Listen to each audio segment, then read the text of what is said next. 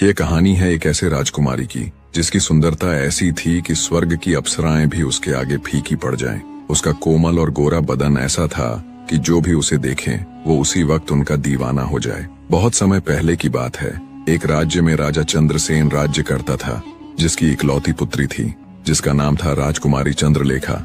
राजकुमारी चंद्रलेखा कोई साधारण राजकुमारी नहीं थी। राजकुमारी चंद्रलेखा अपनी सुंदरता के लिए देश प्रदेश में प्रसिद्ध थी। राजकुमारी चंद्रलेखा इतनी सुंदर थी कि स्वर्ग की अप्सराएं भी उसके सामने फीकी लगती थीं। जब वह महल के गलियारों से गुजरती तो उनकी रेशमी चुनरी का हल्का स्पर्श तक हवा में सुगंध घोल देता। भगवान ने राजकुमारी चंद्रलेखा को सौंदर्य के साथ अपार बुद्धिमत्ता का गुण भी दिया था। राजकुमारी चंद्रलेखा ने प्रण कर रखा था कि जो राजकुमार उसके 10 सवालों के उत्तर ठीक ठीक देगा वह उसी से विवाह करेगी, अन्यथा वह ताउम्र कुंवारी ही रह जाएगी। राजकुमारी चंद्रलेखा का मानना था कि जिस पुरुष ने उसे एक बार देख लिया वह या तो उसका पति होगा या फिर ताउम्र के लिए उसका कैदी। इतने सख्त नियमों के बावजूद कई राज्य के राजकुमारों ने खुद को बुद्धिजीवी मानते हुए राजकुमारी की परीक्षा में भाग लिया और फलस्वरूप वे सभी उसके कैदी बनकर रह गए। वह नहीं चाहती थी कि कोई ऐरा गैरा राजकुमार सिर्फ उसकी सुंदरता को निहारने के लिए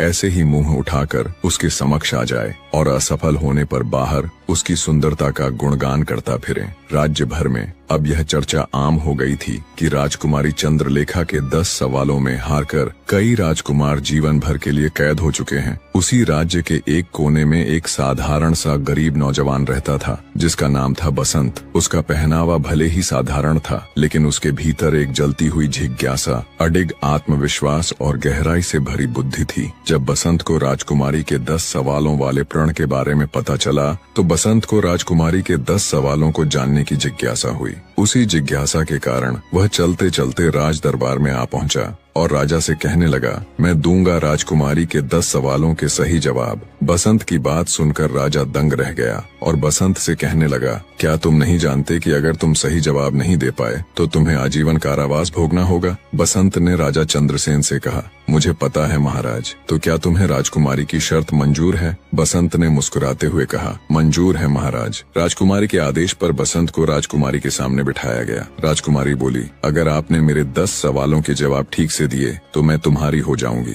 अगर ऐसा नहीं कर पाए तो तुम्हें सदा के लिए मेरा कैदी बनना पड़ेगा। बसंत बोला, अपने प्रश्न शुरू करो राजकुमारी, मैं तैयार हूँ। राजकुमारी बोली, ठीक है, तो मेरा पहला सवाल यह है कि बताओ, कौन सा तालाब बिना पानी के होता है? कौन सा पेड़ बिना डाल के होता है? कौन सा पक्षी बिना पंख के होता है? और कौन सी मौत बिना समय के होती है? बसंत ने बड़ी समझदारी और आत्मविश्वास के साथ जवाब देना शुरू किया। सुनो राजकुमारी, आंखें हैं जो बिना पानी का तालाब है, मौत है जो बिना डाल का पेड़ है, जीव है जो बिना पंख का पक्षी है जिसका कोई भरोसा नहीं कब उड़ जाए, और नींद है जो बिना समय की मौत है। राजकुमारी ने दूसरा प्रश्न किया, कौन तपस्वी है जो नित्य तपस्या करता है? कौन है जो रोज सुबह उठकर स्नान करता है? कौन है जो सब रस उगलता है? और कौन है जो सब रस खाता है? बसंत बोला, सूर्य ऐसा तपस्वी है जो नित्य तपस्या करता है, ब्राह्मण रोज सुबह उठकर स्नान करता है, इंद्र राजा वर्षा के रूप में सब रस उगलते हैं, और धरती है जो सब रस खाती है, अर्थात वर्षा को सोख लेती है। राजकुमारी ने तीसरा सवाल किया,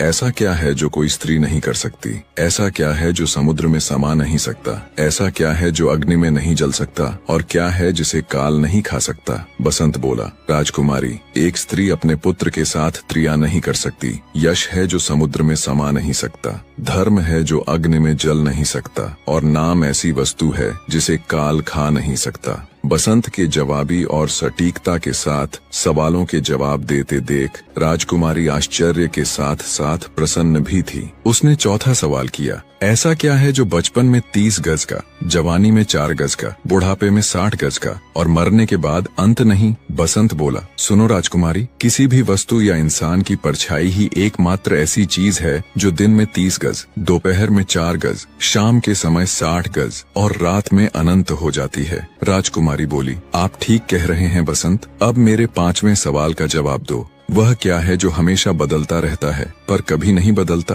बसंत बोला, राजकुमारी, वह है परिवर्तन का नियम। संसार में सब कुछ बदलता रहता है, लेकिन यह सत्य कभी नहीं बदलता कि परिवर्तन ही संसार का नियम है। जो इसे समझ लेता है वह जीवन के उतार चढ़ाव में शांति पाता है। बसंत के जवाबों से अब तक पूरी तरह संतुष्ट राजकुमारी चंद्रलेखा कहती है, बहुत खूब बसंत, अब मेरे छठे प्रश्न का जवाब दीजिए। अगर हर चीज पहले से तय है, यानी हमारा भाग्य, तो फिर कर्म करने की क्या जरूरत है? छठे सवाल का जवाब देते हुए बसंत बोला, भाग्य और कर्म दोनों साथ साथ चलते हैं। भाग्य हमारे पूर्व जन्म के कर्मों का फल है, लेकिन वर्तमान कर्म से हम अपने भविष्य को बदल सकते हैं। यदि कोई किसान अपने खेत में कुछ भी न बोए और कहे कि जो भाग्य में होगा वही होगा, तो क्या उसे अन्न मिलेगा? नहीं, उसे मेहनत करनी होगी, बीज बोने होंगे, पानी देना होगा, तभी फसल आएगी। इसी तरह कर्म हमारा प्रयास है और भाग्य उसका परिणाम। बसंत की एक बार फिर से सराहना करते हुए राजकुमारी चंद्रलेखा ने अपना 7वां प्रश्न किया, मनुष्य को इस संसार में सबसे बड़ा धोखा कौन देता है? बसंत बोला, हे राजकुमारी, मनुष्य को संसार में सबसे बड़ा धोखा उसका अपना मन ही देता है। मन ही वह शक्ति है जो हमें सत्य और असत्य, मोह और वैराग्य, प्रेम और घृणा, सुख और दुख के बीच उलझा देती है। मनुष्य सोचता है कि बाहरी दुनिया उसे धोखा देती है, लेकिन वास्तव में बाहरी दुनिया केवल एक दर्पण मात्र है। जो कुछ मन में है वही संसार में प्रकट होता है। बसंत का जवाब सुन राजकुमारी चंद्रलेखा बोली, बहुत खूब बसंत, अब मेरे 8वें प्रश्न का उत्तर दीजिए। अगर सुख और दुख दोनों ही अस्थायी हैं, तो फिर मनुष्य दुख से इतना डरता क्यों है और सुख को पकड़ कर रखना क्यों चाहता है? बसंत कहता है, हे राजकुमारी, क्योंकि मनुष्य अज्ञानता के कारण यह भूल जाता है कि संसार में कुछ भी स्थायी नहीं है। यह संसार परिवर्तनशील है। सुख और दुख दिन और रात की तरह एक दूसरे के पूरक हैं, लेकिन मनुष्य सुख को पकड़ कर रखना चाहता है और दुख से बचना चाहता है, क्योंकि जब मनुष्य सुखी होता है तो उसे लगता है कि संसार पर उसी का नियंत्रण है। वह मान लेता है कि उसका भाग्य अच्छा है और जैसा वह चाहता है सब कुछ वैसा ही हो रहा है और हमेशा सब कुछ वैसा ही रहेगा, लेकिन यह उसका सबसे बड़ा भ्रम है। इसी प्रकार जब दुख आता है तो मनुष्य अपने पर नियंत्रण खो देता है। उसे लगता है कि सब कुछ बर्बाद हो रहा है, जबकि वास्तविकता यह है कि दुख भी उतना ही अस्थायी है जितना सुख। राजकुमारी चंद्रलेखा 9वां सवाल पूछती है, हे बसंत, क्या यह संसार हकीकत है या केवल एक भ्रम है? बसंत बोला,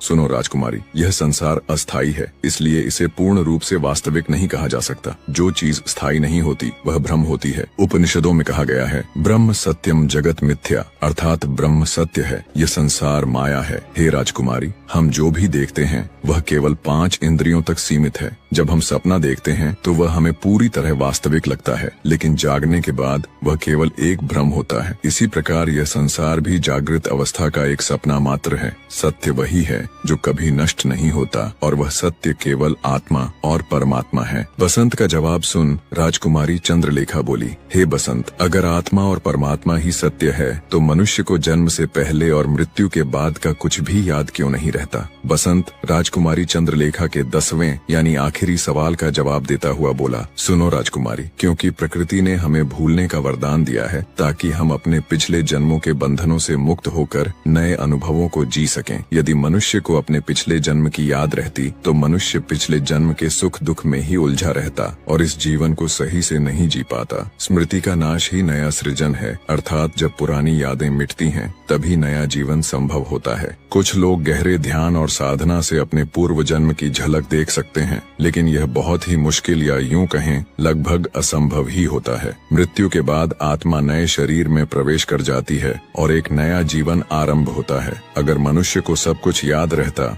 तो वह कभी भी आगे नहीं बढ़ता। बसंत ने राजकुमारी चंद्रलेखा के 10 प्रश्नों के उत्तर सही सही दे दिए। यह देखकर राजकुमारी चंद्रलेखा बहुत प्रसन्न हुई। उसने कुर्सी से खड़े होकर बसंत का अभिवादन किया और बोली, मान गए बसंत, तुम वाकई में बहुत बुद्धिमान हो। यह सब देख राजकुमारी चंद्रलेखा अपने पिता के पास गई और सारा हाल उन्हें कह सुनाया। राजा चंद्रसेन यह सुनकर अति प्रसन्न हुआ। उसने मंत्री को भेजकर बसंत को बुलाया और बड़े आदर सत्कार से बैठाया। बसंत ने कहा, महाराज, मैंने आपकी बेटी के सभी प्रश्नों के उत्तर दे दिए। अब शर्तानुसार आप अपनी बेटी को मेरे साथ कर दीजिए। तब राजा चंद्रसेन ने विधि पूर्वक बसंत और राजकुमारी चंद्रलेखा का विवाह कर दिया। दोस्तों, बसंत और राजकुमारी चंद्रलेखा के बीच का संवाद हमें यह सिखाता है कि जीवन में सुख और दुख, दिन और रात, प्यार और घृणा जैसी चीजें एक दूसरे के पूरक हैं। जो आज है वह कल नहीं होगा, चाहे दुख हो या सुख। यदि हम इन बदलावों को समझकर शांतिपूर्वक स्वीकार कर लें तो हमारे जीवन की यात्रा आसान हो जाती है और हम खुशी से जीवन व्यतीत कर सकेंगे। दोस्तों,